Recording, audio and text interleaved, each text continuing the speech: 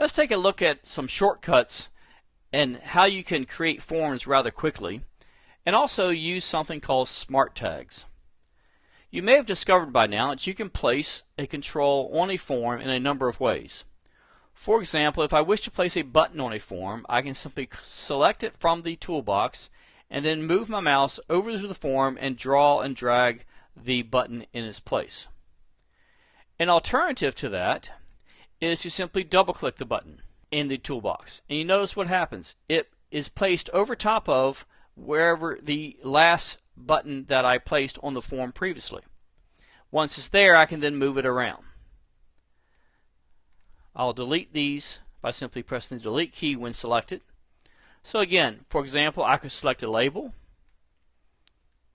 by simply clicking, drawing, and dragging. Or I can simply double click label, and now since I don't have a label on the form, it automatically defaults to the upper left corner of the screen. Once it's there, I can then move it about. Another useful tool is to use smart tags. For example, if you use a picture box or a text box, for example, you can use smart tags. Let me place a picture box onto the form, and if you look closely in the upper right corner of the picture box container, you see an arrow. This arrow is the smart tag. By clicking on this arrow, you open up the smart tag for that particular control. For example, clicking on that arrow, I now have some properties that I can select from. For example, I can choose the Choose Image icon, which opens the Select Resource dialog box that allows me to select a particular image to be placed onto the form. While we're here, notice that you can select by importing, which will allow you to do a search for an icon or a file that is a graphical file. Or if you have a local a file that's stored on your local computer, you can choose Local Resource and then import it from that location by choosing Import.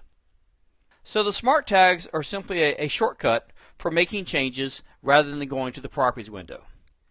Not all controls have smart tag technology.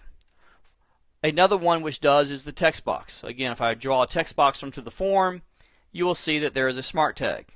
Click on the smart tag, and what's available to me is the multi-line property.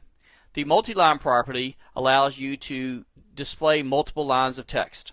As you can see, it automatically makes the text box larger once I select multi-line. Clicking away from it then allows the smart tag to go away, and then you can choose that control again. Once again, if you decide you want to remove the multi-line property, you can simply click the smart tag and then uncheck the checkbox.